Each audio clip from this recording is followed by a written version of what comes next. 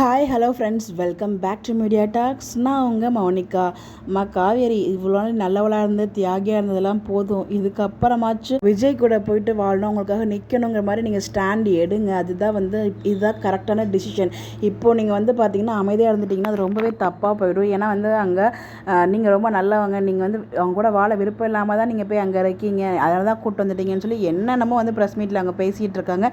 இதெல்லாம் பார்த்தும் நீங்கள் விஜய் கூட நிற்காமல் நீங்கள் உங்கள் ஃபேமிலி கூட சப்போர்ட்டுக்காக நின்றீங்கன்னா அது ரொம்பவே கஷ்டமாக இருக்கும். ஸோ நானுமே விஜய் கூட கண்டிப்பாக சப்போர்ட்டாக நிற்பாங்க காவேரி அப்படின்ற மாதிரி தான் எனக்கு ஒரு ஹோப் இருக்குது. பட் டீம் என்ன டிசைட் பண்ண போகிறாங்கன்னு நமக்கு தெரியல.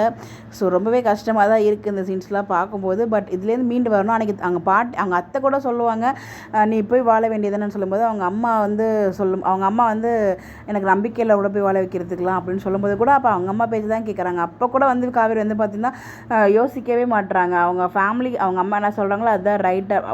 இவங்களை பற்றி அவங்க ஃபேமிலி யோசிக்காத போது இவங்க மட்டும் அவங்க ஃபேமிலிக்காக யோசிக்காங்க நமக்கு தெரியல.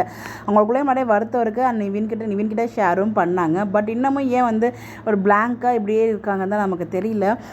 மோதத்தை காமிச்சிங்களுக்கு மேரேஜே ஆயிடுச்சுங்கிற வரைக்கும் சொல்லிட்டாங்க. இது கண்டிப்பாக காவேரி ஃபுல் சப்போர்ட் விஜய் கொடுக்கணும். எந்த இடத்துலையும் விஜய் அவங்க தப்பாக நினச்சிடக்கூடாது. அது மட்டும்தான் எனக்குள்ள ஒரு தாட் ஓடிக்கிட்டே இருக்குது. என்னடா இது இவ்வளோ தூரம் சொல்லிட்டாங்க, இது எப்படி எடுத்துக்க போகிறாங்க? கண்டிப்பாக அவங்க ஃபேமிலி தப்பாக தான் எடுத்துப்பாங்க என்னை பொறுத்த வரைக்கும். கண்டிப்பாக இல்லை, எந்த ஒரு மாற்று கருத்துமே இல்லை. பட் ஆனால் காவேரி என்ன பண்ண போகிறாங்க அப்படிங்கிறத நமக்கு தெரியல. இதுக்கப்புறமாச்சும் விஜய்க்கு அவங்க மாரல் சப்போர்ட் கொடுப்பாங்க, அதில் எந்த டவுட்டுமே இல்லை. விஜய் மேலே தப்பாக யோசிக்க மாட்டாங்க விஜய் பற்றி. ஆனால் கூட நின்று அவங்க கூட அவங்க கூட நிற்கணும்.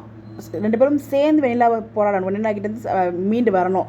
அது இல்லாமல் விஜய் மட்டுமே போயிட்டு தனியாக எல்லாத்தையும் பண்ணி விஜய் மட்டுமே வெண்ணிலாவை அனுப்பி வைக்கணும் அப்படிங்கிற அந்த ஒரு ஸ்டாண்ட்லேருந்து வெளியே ரெண்டு பேரும் சேர்ந்து வாங்க இதுலேருந்து போராடுவோம் அப்படிங்கிற மாதிரி கொண்டு போனால் நல்லாயிருக்கும் நான் ஃபீல் பண்ணுறேன். பட் அதெல்லாம் கொண்டு போவாங்கன்னு கேட்டால் ஒரு கொஸ்டின் மார்க் தான். பார்ப்போம். இதில் காவேரி பார்த்திங்கன்னா அவங்களோட மைண்ட் செட்டை மாற்றிக்கிட்டு விஜய் கூட போகணும், விஜய் கிட்ட எல்லாத்தையுமே சொல்லணும். அதுதான் நம்ம எல்லாருமே எதிர்பார்த்துட்ருக்கோம். பார்ப்போம் என்ன தான் நடக்குது அப்படின்னு சொல்லிட்டு.